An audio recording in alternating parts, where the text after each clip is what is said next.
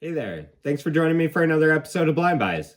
I really appreciate you spending some time with me as we open another fragrance together. Spring came and went.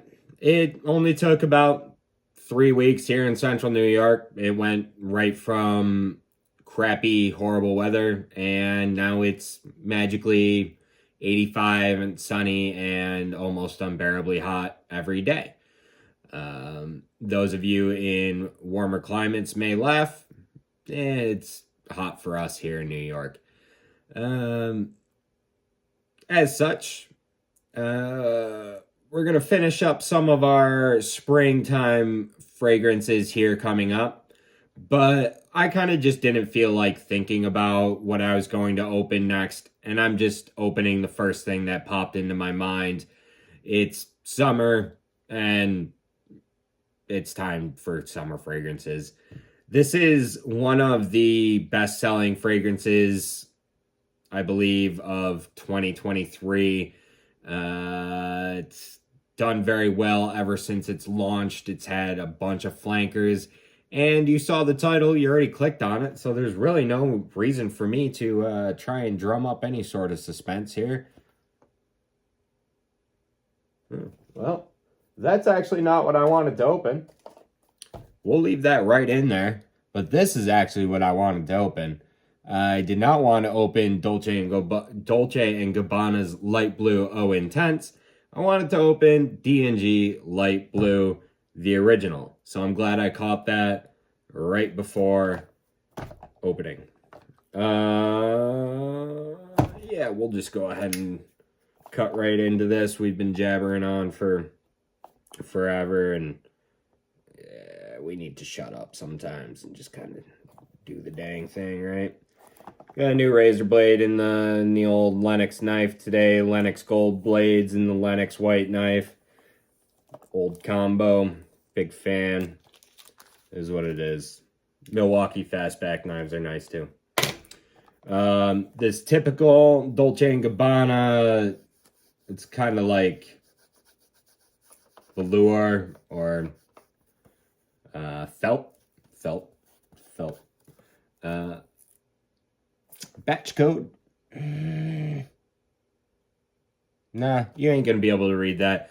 But if you're too impatient, you can just scroll ahead and look for the waterfall, the running water.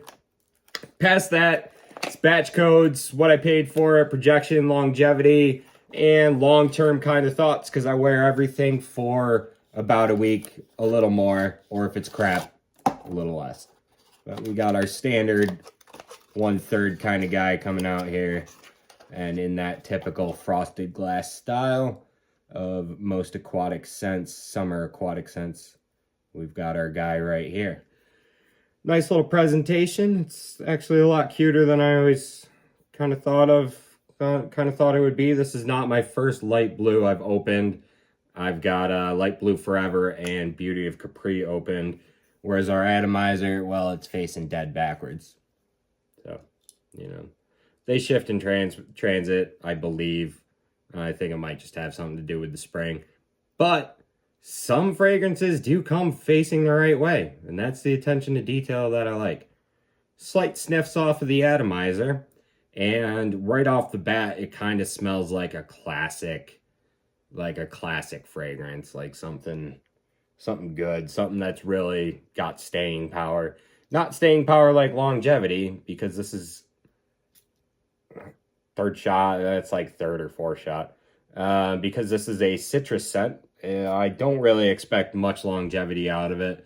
But staying power as in it's going to kick around for a long time, because this is a good fragrance. And really already off the bat, excuse me, off the bat, aquatic, citrusy, fresh, really nice.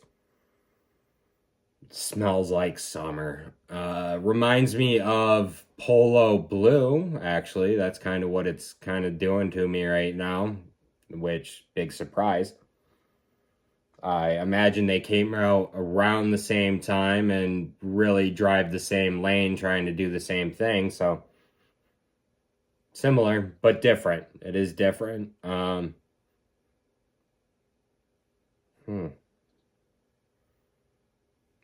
It's a bit muskier than I thought it would be. It seems a little musky, and our main accords on our old Fragrantica cop out before we go any farther: citrus, fresh, spicy, aromatic, and woody. But it smells kind of musky to me in an aquatic musk kind of way. Citrusy for sure. I wouldn't want to try and guess any notes on this except yeah, I mean I'm not gonna try here. Some sort of bergamot, lemon type citrus thing. And in the top, we've got grapefruit, bergamot, Sicilian mandarin, and juniper. In the mid, we've got pepper, rosemary, and Brazilian rosewood. And in the base, musk, incense, and oak moss. So, got two of them. I said the muskiness and the bergamot. So, the rosemary, okay, that sort of makes sense. There's an herbaceousness to it, and just a little peppery, like a little black pepperiness to it.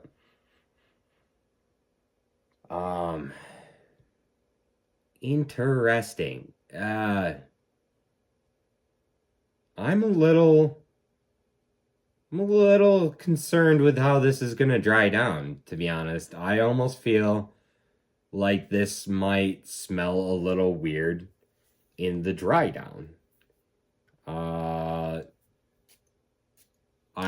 want to say it's that weird muskiness to it that's just kind of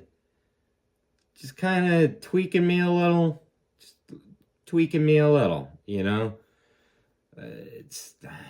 there's nothing about the generic citrus, the light herbaceousness turning me off. It's that slightly musky, like I feel like when that's on top of body odor, that's not gonna be good news bears at all. Yeah. So I don't see where the incense comes into that at all either. Oak moss, it sort of makes sense, but incense doesn't really make sense. Yeah, so it's gonna take me at least a week to figure this out and really kind of know what I want to do with this. Whether or not it holds up, that's yet to be seen. So like I said, we'll give it a few days, 6 or 7. I'm a burpy boy, and we'll see you on the other side of the waterfall. So thanks for sticking with me, you guys.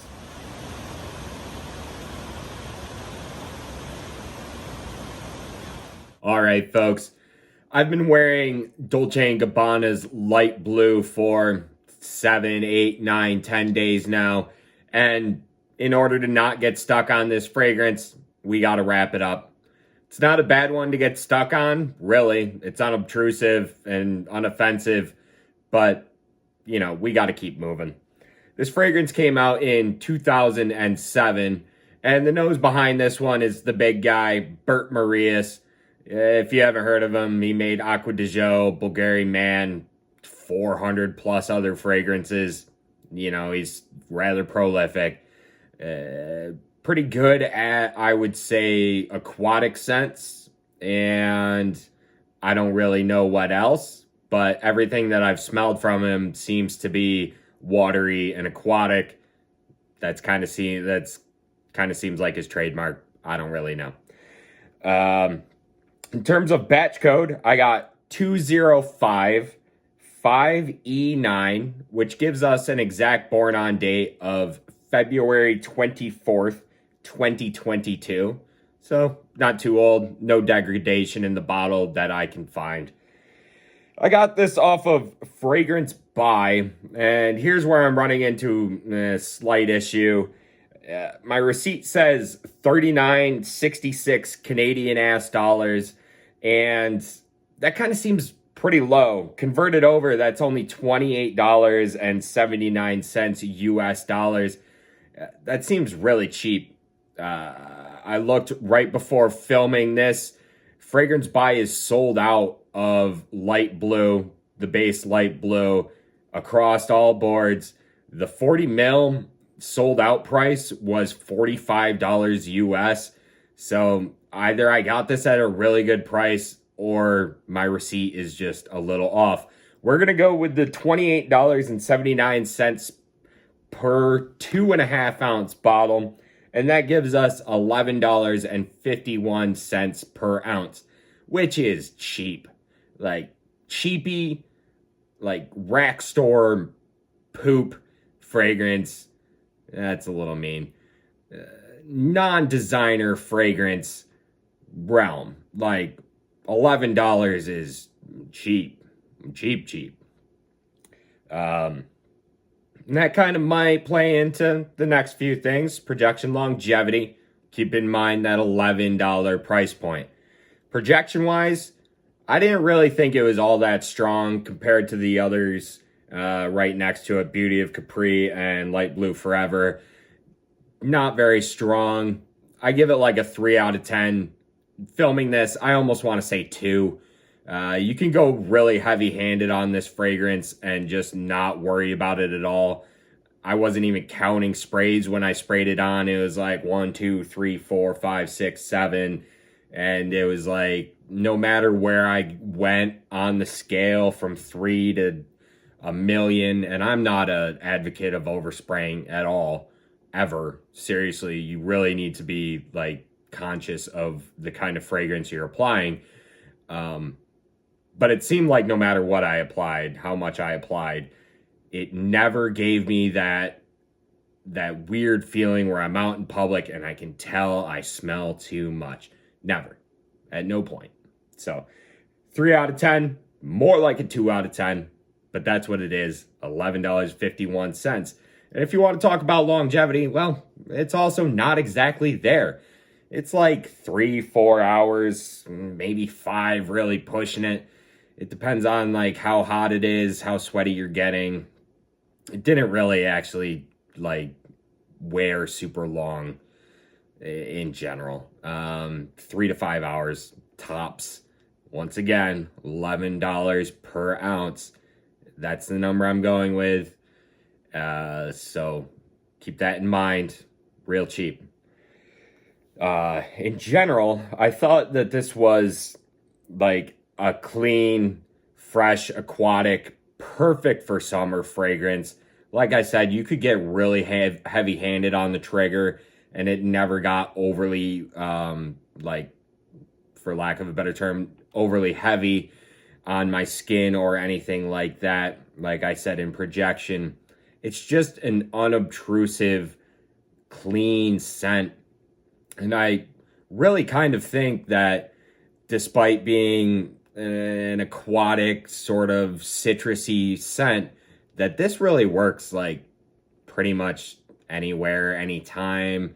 You know, it's not like a formal kind of dress up scent, but if you wanted to like wear something to the office or the gym or in a casual setting that you don't want to like piss anybody off, like this one might be a good one to pick out. It's so unassuming that really people are just gonna think you smell nice. It's not cologne guy kind of smell, not overly perfumey, elegant, crazy. You just smell good. You just smell nice for the day, and you know, not even for the day.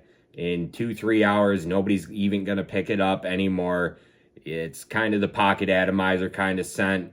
And for really what it is, you smell good for the first part of the day, and the rest of the day, you're just kind of normal and chilling.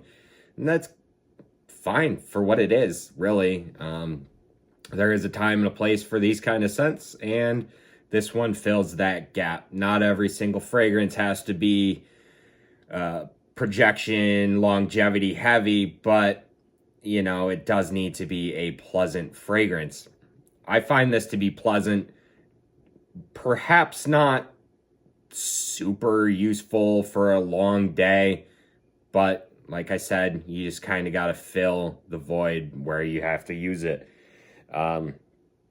Really, there's not a lot to be said about it compared to the other light blues that I have. Just for a little bit of reference, Forever Stays, very grapefruit top. You can like very, very photorealistic grapefruit, woodsy in the base. Beauty of Capri, light blue, Beauty of Capri, kind of soapy, woodsy, not a high projector. Forever, big projection, longevity. Light blue itself, less projection, less longevity than either of the flankers. Being the inspiration for them both, it is what it is. You know, they had to start somewhere. In conclusion, great summer fragrance. If you can get it for a good price, I see no reason to not pick up maybe a small 2.5 ounce bottle. You don't need like a 3.3 or a 4.2, I don't believe. It's just not... it doesn't do as much work as it needs to. Maybe saying that, then maybe you do need a bigger bottle. I don't know. Yeah, whatever, guys. Buy whatever size you want. Don't let me influence you. Don't let me tell you what to buy or not buy. Buy what you like. Buy what you have tested. If you blind buy stuff, realize that it could be a failure, and that's really all there is to it. And guys, find something that's as unique as you are. Wear it unabashedly. Until the next time I see you, talk to you, or anything else, take it easy. Thanks.